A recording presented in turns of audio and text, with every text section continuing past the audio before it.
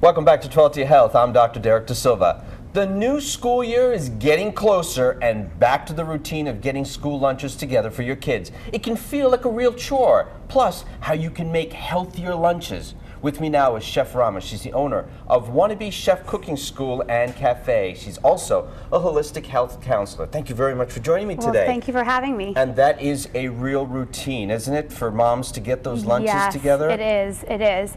I mean, it's really, really important that the kids just kind of get very involved in the whole cooking process, whether it's a lunchtime, a snack time, or dinner time. You know, I have to tell you, when I was growing up, I had a tuna fish sandwich every day because I love tuna. I wonder how much mercury I have in my system. But besides that, variety, I think, is probably the key here. Yes, it's very important that kids have a chance to eat with their eyes. So the more colors, the better it is. There's definitely something called the 3-color rule, where as long as you expose your child to something besides beige, white, or black, then they're going to be more excited to eat the food or the vegetable or the wrap or the sandwich. I mean, you know, kids have to touch their food. They've got to be willing to try it. Then if they don't touch it, they're never going to know what it tastes like or smell like. Getting children involved in their meals. The problem that I see personally with that is you take them to the store and they go into the middle aisles instead of the outside aisles. Right. How do we get away from that? Well, it's I mean, I've learned from my experience that getting kids in the supermarket from making a shopping list at home to actually planning the meal at the store, play games with them at the market, have them, you know, have an informal scavenger hunt, or have them pick every ingredient that they find in the supermarket made with carrots or something. So make it a fun process so they can start to shop around the produce aisles, the dairy, and the meat. So tell me what it is that you have here, because this looks really yummy. Let's start from over here. Thank you. Sure. What do we have here? This is a dried fruit and dark chocolate trail mix. So no need to measure, just get the kids, kind of take a handful of their favorite nuts or dried fruit. As colorful, the better. And you know, dark chocolate, there's no harm in eating a 1/4 of a tablespoon of dark chocolate a day. So this is made at home? That's made at home, yes. That's made at home. Mom can make it, dad can make it, grandma can make it, babysitter can make it. Okay. Whoever's at home can definitely be hands-on with that. And this looks like some kind of a wrap? Yes, that's a whole wheat wrap. So whole grains are a very vital part of your child's diet.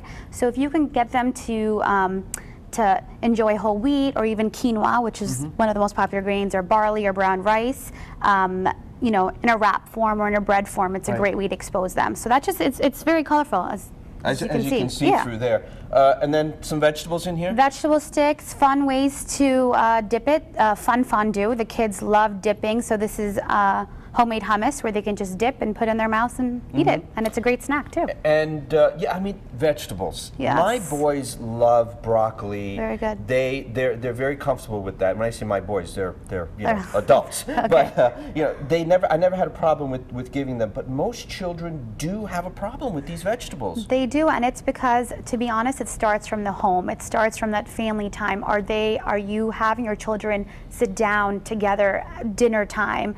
Are you engaging them at the dinner table? I think the whole thing comes down to also is training your palate. Exactly. Because what your palate gets used to at an early age is what you're going to get used to as we get older. Exactly, correct? exactly. Sushi? Sushi. So seaweed is a great source of protein. So if you can sneak in some seaweed in their diet, that's great.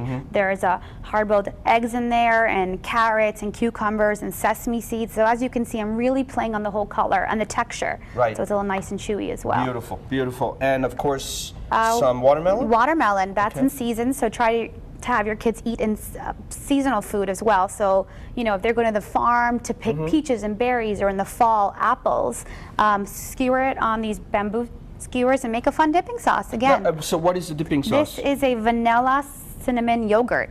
Vanilla cinnamon yogurt. Yes, and that's a great way to actually also, like you said about their palate, cinnamon, nutmeg, spices that they might not be used to, but introducing in a fun way. Right. And those cupcakes. These are my favorite. Yeah, these are carrot muffins, and they're made with whole wheat flour. I was talking about the grains, right, and fresh carrots that we just grate in there and we bake it. And again, you know, it can be very boring for a kid just to eat a carrot stick. If your child is like that, you might want to expose them to something like this, where each cupcake has a tablespoon of white sugar in there. And I think the other thing when it comes to fruits and vegetables is, especially vegetables, if you can grow your vegetables, eating them becomes so much more fun. Exactly. And if you can't, then, you know, a day trip on the weekend, take them to the market, enroll them in a cooking camp. I mean, at my school, we have kids who, you know, maybe not love sushi, but that's because they haven't had it with an egg, you know, or having turkey in a wrap. That's awesome. So, yeah, if they touch it, smell it, chew it, eat it, that stuff is great. I mean, can't get better than that. What is this? Is that basil? Basil, yeah, fresh wild basil with the flowers, and the kids love the flowers. This year. Yes, Going crazy yes, this year. yes. The basil in my yard is just going nuts. Yeah, and it's the best. It's very, very healthy too. Let me ask you this. Sure. Your name is Rama, yes. Chef Rama. Yes. So you are from India. India, yes. My parents are born and raised over there. Okay, but you also told me that you grew up for your first 16 years in San Juan, Puerto Rico. In Puerto Rico. Yes. So tú hablas español. Yes, sí, hablo español. Yep. Talk to me about the bringing together of that culture, the culture of India with the culture of perhaps Puerto Rico, the foods. Well, the great thing about both cultures is they're very into family. Food is very popular in both cultures. Food is a way to kind of relate families together, to spend time together. So the great thing about, you know, exposing, well, my family exposing to us of both cultures with the food, and believe it or not, a lot of the ingredients are very similar. So cumin, turmeric, cilantro, chilies, not Thai bird like we eat, that's spicy and Indian, jalapenos, except for the really red meat part of it, I would say, or, you know, the beef part of it. Indian and Spanish cuisine is very popular. Rice is huge. It's a staple. It's their staple. You know, beans, lentils. So I think I was lucky enough to get exposed to both cultures that drove me to be a chef. Yeah. You know what? I was born in Sri Lanka, so you know, when I look at these foods and I look at the spices and I look at the food in general, it's so similar, and it's just our palates are just so used to it. Exactly. But I think people in general need to try to get used to that. And I think what you said was very important about, you know, exposing your child to palates. So growing up, not, you know, your kids eat spinach, right? But having spinach versus just boiled or steamed spinach, I don't think maybe it would be the best thing for your child, but maybe spicing it up or putting it in yogurt or something. Exactly. Hey, thank you very much for joining us. My pleasure. Great Thank information. You very much. Thank you very much. Stay with us, folks. When we come back, I'll answer your email questions. But first, here's a look at this week's Community Health Calendar.